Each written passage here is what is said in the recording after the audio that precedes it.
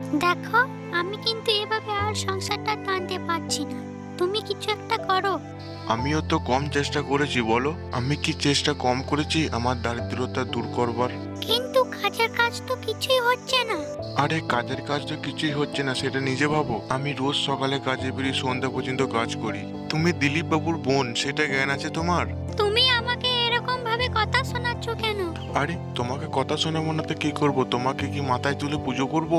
দিলীপ বাবুর বোন তো আমি কি করতে পারি?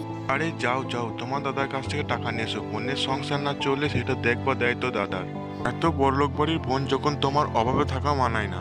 মেয়েরা একবার তার বাবার ঘর দাদার ঘর ছেড়ে দিলে সেটা তার অতীত হয়ে যায়। তখন স্বামী যেভাবে রাখে তখন সেভাবেই তাকে থাকতে হয়। এইভাবে যখন থাকবে তাহলে নাটক করো না, আমার নাটকবাজি কিন্তু পোষায় না।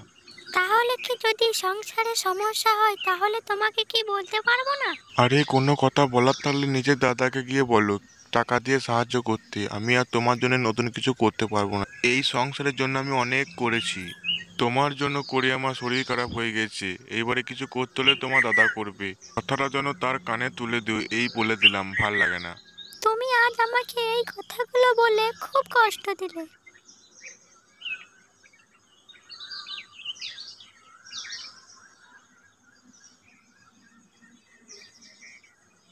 কি হলো?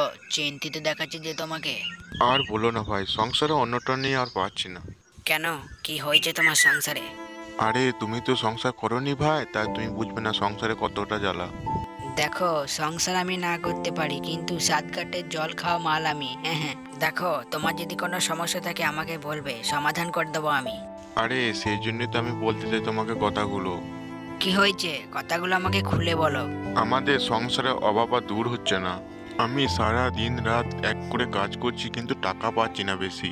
আমি বললাম বউকে যে তুমি দিলীপ বাবুর বোন, তোমার দাদার কাছ থেকে কিছু টাকা নিয়ে এসো, তার কথা কানে তুলবে তো? সব মেয়েরাই একরকম হয়, বুঝলে তো। মেয়েরা কখনো পুরুষের দুঃখ বোঝে না।